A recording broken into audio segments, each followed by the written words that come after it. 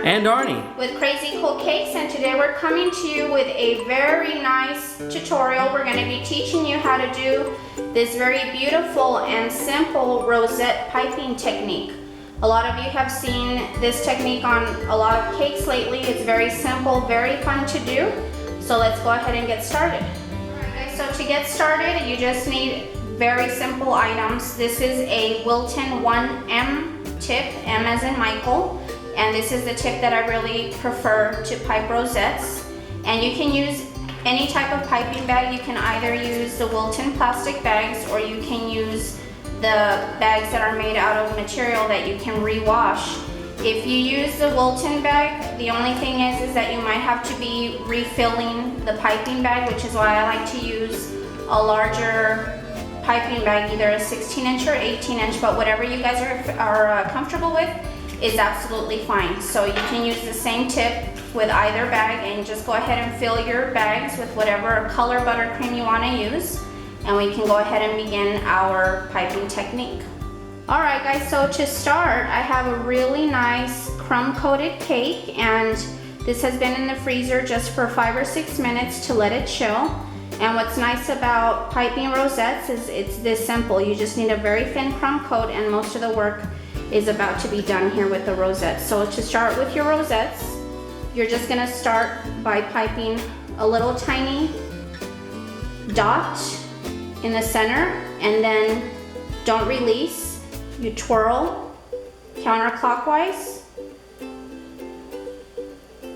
and then you release, okay? You always wanna start at the bottom first. You will have gaps between the first and second rosette, but don't worry about any gaps because we're gonna fill those in at the very end. You wanna start the second rosette just next to the first one, and again, just pipe a little dot and go counterclockwise. And you wanna try your best to keep these the same size, and then release. So the little space I'm talking about is at the bottom and at the top, but again, we're gonna fill those in. And it just takes a little bit of practice. Just practice controlling the bag and the rotation of the swirl, and you'll get the hang of it. And what's nice is that if they're not 100% perfect, it doesn't really matter, because the overall effect will come through really nice once the entire cake is done. A lot of people like the technique because it's a very simple method. It's very elegant, and you can do this very, very quickly. So we're just gonna work our way around the cake here. Let me see just how easy that is. I think even you could do this, baby. looks fun.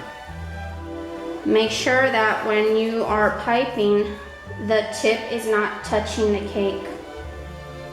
You don't want to carve the tip into your cake.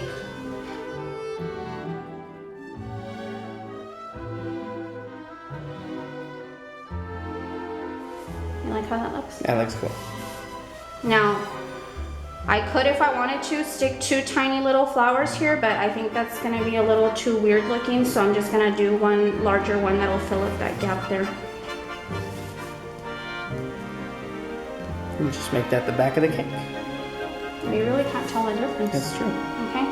So here I have my entire first row of rosettes, and what I'm going to do now is I'm going to pipe the next row on top, but each rosette will now be in between the 2 at the bottom. So I'm going to pipe my first one here. It's kind of like laying bricks.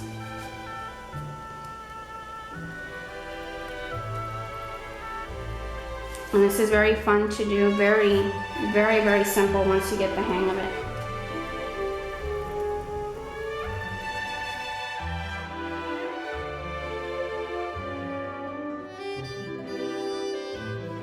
Alright guys, so now we're going to start working our way around the top of the cake, and just like we did the second row, the first rosette we're going to pipe will be right between the 2 below it. Okay, so for example, here's 2 rosettes. The first rosette I'm going to pipe is going to be up here, and again, don't worry about a little tiny bit of space. We're going to cover all of that up at the very end. So just follow the same technique.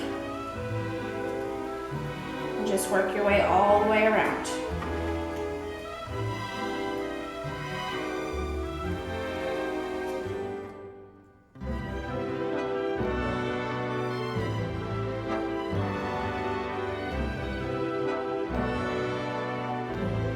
How pretty is that? Wow. Now, let's just do a few more here in the top.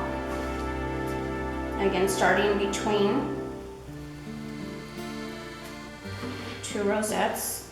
And of course, the closer to the middle you get, the tighter it gets. So don't worry if you have a tiny bit of overlapping.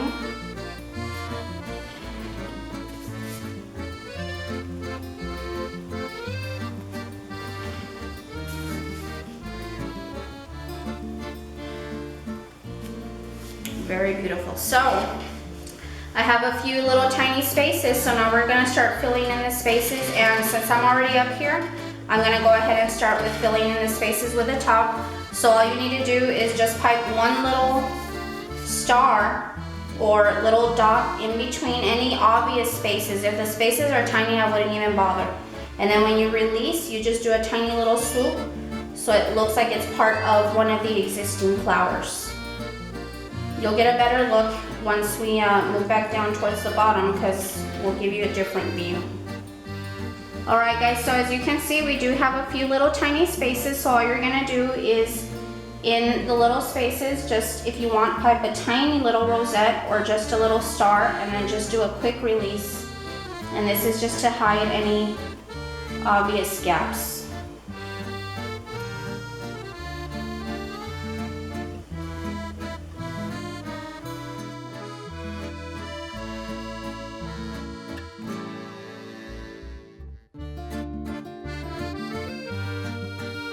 Alright guys, so here is our completed and beautiful rosette buttercream cake. I hope you guys enjoyed this tutorial.